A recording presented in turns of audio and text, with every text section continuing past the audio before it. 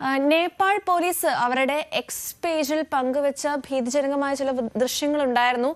News 18 Keralam ഇപ്പോൾ ആ ദൃശ്യങ്ങൾ കൂടി നിങ്ങളിലേക്ക് എത്തിക്കുകയാണ്. अर्को सूचना नआउँदासम्म त्रिशुली नदीको तटीय क्षेत्रका जिल्लाहरू नुवाकोट, धादिङ, चितवन, गोर्खा लगायतका स्थानहरूमा उच्च सतर्कता सहित सुरक्षित स्थानमा रहन अनुरोध छ। भोटे कोशी नदी रसुवामा तिब्बत तटबाट ठूलो बाढी प्रवेश गरेकोले अर्को सूचना नआउँदासम्म त्रिशुली नदीको तटीय क्षेत्रका जिल्लाहरू नुवाकोट, धादिङ, चितवन, गोर्खा लगायतका स्थानहरूमा उच्च सतर्कता सहित सुरक्षित स्थानमा रहन अनुरोध छ। भोटे कोशी नदी रसुवामा तिब्बत तटबाट ठूलो बाढी प्रवेश गरेकोले अर्को सूचना नआउँदासम्म त्रिशुली नदीको तटीय क्षेत्रका जिल्लाहरू नुवाकोट, धादिङ, चितवन, गोर्खा लगायतका स्थानहरूमा उच्च सतर्कता सहित सुरक्षित स्थानमा रहन കണ്ടുനിൽക്കാൻ സാധിക്കാത്ത തരത്തിലുള്ള ദൃശ്യങ്ങളാണ് നമ്മളിപ്പോൾ കണ്ടുകൊണ്ടിരിക്കുന്നത്. വിനോദ് നമ്മളുമായി തുടരുന്നുണ്ട്. വിനോദ്, ഈ കൊച്ചിയിൽ നിന്ന് പോയ 36 സംഘം സുരക്ഷിതരാണെന്നാണ് നമുക്ക് നിലവിൽ ലഭിക്കുന്ന വാർത്തകൾ. പക്ഷേ നമ്മുടെ സംസ്ഥാന സർക്കാരിന്റെ ഭാഗത്തു നിന്നും ഇവരെ തിരികെ എത്തിക്കാനുള്ള എന്തെങ്കിലും നീക്കങ്ങൾ നടക്കുന്നുണ്ടോ? തീർച്ചയായും അവരുമായി ബന്ധപ്പെടാൻ കഴിഞ്ഞിട്ടുണ്ട്. അവർ സുരക്ഷിതരാണെന്ന വിവരം കൈമാറിയിട്ടുണ്ട്. അവരെ തിരിച്ച് കേരളത്തിൽ എത്തിക്കുന്നതിന് വേണ്ടിയുള്ള നടപടികൾ ആരംഭിച്ചിട്ടുണ്ട്. അതോടൊപ്പം തന്നെ ഈ ഹെൽപ്പ് ലൈൻ നമ്പറുകൾ അത് ഇന്ത്യ തുറന്നിട്ടുണ്ട്. ലണ്ടൻ കേന്ദ്രീകരിച്ച് അങ്ങനെയുള്ള നമ്പറുകൾ പ്രവർത്തിക്കുന്നുണ്ട്. നേപ്പാൾ സർക്കാരും ഈ തരത്തിൽ ഇപ്പോൾ ഹെൽപ്പ് ലൈൻ പ്രവർത്തനം തുടങ്ങിയിട്ടുണ്ട്. നമുക്ക് ഈ എന്തുകൊണ്ട് ഇത് സംഭവിച്ചു എന്നുള്ളതിൻ്റെ ഒരു ശാസ്ത്രീയമായ ഒരു കാര്യം കൂടി നോക്കാം. ഉയർന്ന മലനിരകളിലെ ഹിമാനികൾ ഉരുകുമ്പോൾ ഈ ഒലിച്ചു വരുന്ന മണ്ണും പാറക്കല്ലും അടിഞ്ഞുകൂടി സ്വാഭാവികമായ ഈ തടയണ രൂപപ്പെടും. ഈ തടയണകളിൽ ജലം കെട്ടിക്കിടന്ന് കാലക്രമേണ അത് വലിയൊരു തടാകമായി മാറും. ഈ കോൺക്രീറ്റ് ഡാമുകളെ പോലെ നമ്മൾ മനുഷ്യനിർമ്മിതമായ ഡാമുകളെ പോലെ ഉറപ്പുള്ളതല്ല. കാരണം ഈ സ്വാഭാവികമായി സൃഷ്ടിക്കപ്പെടുന്ന തടയണകളാണ്. ഇങ്ങനെ ഈ ഒരു പ്രകൃതിദത്തമായി ഉണ്ടാകുന്ന തിട്ടകളാണ്. ഈ ആഗോളതാപനവും മറ്റും മൂലം മഞ്ഞുരുകൽ ശക്തമാകുമ്പോൾ തടാകങ്ങളിലെ ജലനിരപ്പ് ഈ അപകടകരമായ നിലയിൽ ഉയരുകയും ഭൂചലനമോ വലിയ ഹിമപാതമോ ഉണ്ടാകുമ്പോൾ ഈ തടയണകൾ പൊട്ടുകയും ചെയ്യും. അങ്ങനെ ഒരു തടയണ പൊട്ടിയാണ് ഈ തരത്തിൽ വലിയ അളവിൽ വെള്ളവും ചെളിയും മറ്റും പാറക്കല്ലുകളും ഒക്കെ തന്നെ ഒഴുകി വരുന്ന ഒരു സാഹചര്യമുണ്ടായത് നമുക്കറിയാം. നേരത്തെ സൂചിപ്പിച്ചതുപോലെ ഈ മുണ്ടക്കൈ ചൂരൽമല ദുരന്തം കണ്ടവരാണ്. അത് കീറി മുറിച്ച മനസ്സാണ് കേരളത്തിനുള്ളത്. അതുകൊണ്ട് തന്നെ നമ്മുടെ കൺമുന്നിൽ കണ്ട ഒരു ദുരന്തം അതിൻ്റെ ഒരു മറ്റൊരു ചിത്രമായി തന്നെയാണ് ഈ ദുരന്തം ഇപ്പോൾ മാറിയിരിക്കുന്നത്.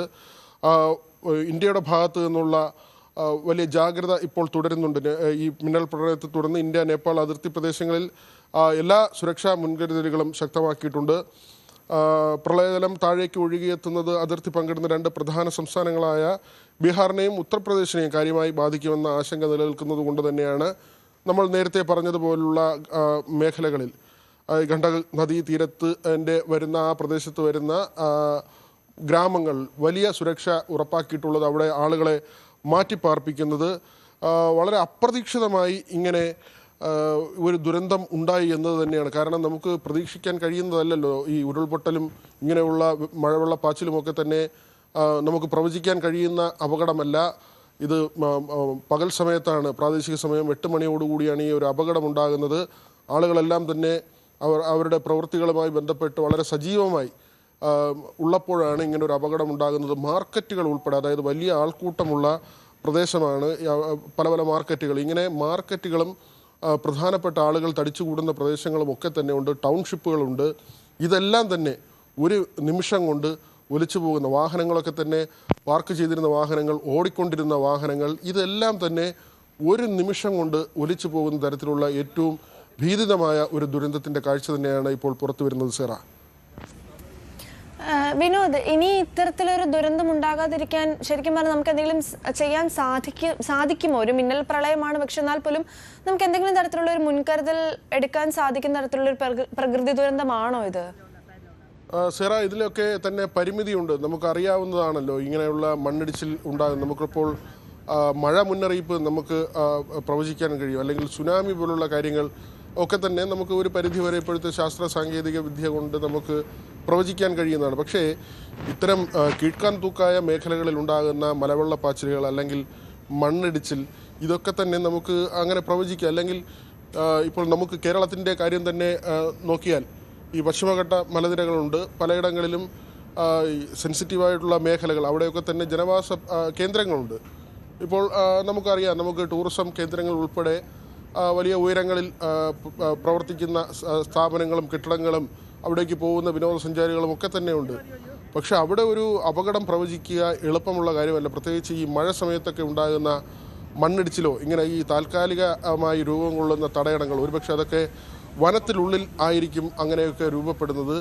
ഇതൊന്നും തന്നെ നമ്മൾ കണ്ടെത്താനോ അല്ലെങ്കിൽ അതിനൊരു പരിഹാരം ഉണ്ടാക്കാനോ ഒന്നും തന്നെ സാധ്യമാകുന്ന കാര്യമല്ല. അതുകൊണ്ട് തന്നെയാണ് ഇത്തരം അപകടങ്ങൾ വലിയ തോതിൽ ഉണ്ടാകുമ്പോൾ ആൾനാശം സംഭവിക്കുന്നത് നമുക്ക് പ്രവചിക്കാൻ കഴിയാത്ത തരത്തിലുള്ള അപകടങ്ങളായതുകൊണ്ട് തന്നെ ഈ മഴവെള്ളപ്പാച്ചിലുണ്ടായ സമയത്ത് ചൈനയുമായി നേപ്പാളിൻ്റെ വ്യാപാര പാതയായ റസുവ ഗഡി അതിർത്തി കേന്ദ്രം, ടിമൂറെ, സാസർബസി, ബത്രാവതി തുടങ്ങിയ പ്രദേശങ്ങൾ ഒരു നിമിഷം, നമ്മൾ ഈ പറഞ്ഞതുപോലെ തന്നെ നിമിഷങ്ങൾക്കുള്ളിൽ ഒലിച്ചു പോകുന്ന സാഹചര്യമാണ്. 111 മെഗാവാട്ടിൻ്റെ റസുവഗഡി പദ്ധതി, ചിലിമെ, തൃശ്ശൂലി 3A ഉൾപ്പെടെ ഏതാണ്ട് 9-ലധികം ജലവൈദ്യുത പദ്ധതികൾ, നേരത്തെ പറഞ്ഞതുപോലെ തന്നെ ജലവൈദ്യുത പദ്ധതികൾ തകർന്നു. ഇവിടെയുള്ള വൈദ്യുതി ഉൽപ്പാദനം പൂർണ്ണമായി നിലച്ച തരത്തിലാണ്. മാത്രമല്ല ഈ വെള്ളപ്പാച്ചിലിൻ്റെ ഭാഗമായി തന്നെ വൈദ്യുതി വിതരണ ശൃംഖലയും വാർത്താവിനിമയ ശൃംഖലയും ഒക്കെ തന്നെ പൂർണ്ണമായി തകർന്ന ഒരു ഘട്ടത്തിലാണ്. അതുകൊണ്ട് തന്നെ ആളുകൾക്ക് പുറം ലോകവുമായി ബന്ധപ്പെടുക അങ്ങനെ എളുപ്പമുള്ള കാര്യമല്ല. ഈ നാശനഷ്ടം വിതച്ച പ്രളയത്തിന് മുമ്പുണ്ടായ പ്രകമ്പനം അത് ഭൂചലനമല്ലെന്ന വിവരങ്ങൾ കൂടി പുറത്തു വരുന്നുണ്ട്. യുണൈറ്റഡ് സ്റ്റേറ്റ്സ് ജിയോളജിക്കൽ സർവേ ആണ് ഇത്തരമൊരു കാര്യം. വിനോദ് സൂചിപ്പിച്ചതുപോലെയാണ് വലിയ രീതിക്കുള്ള ഒരു നാശനഷ്ടങ്ങളൊക്കെയാണ് സംഭവിച്ചിട്ടുള്ളത്.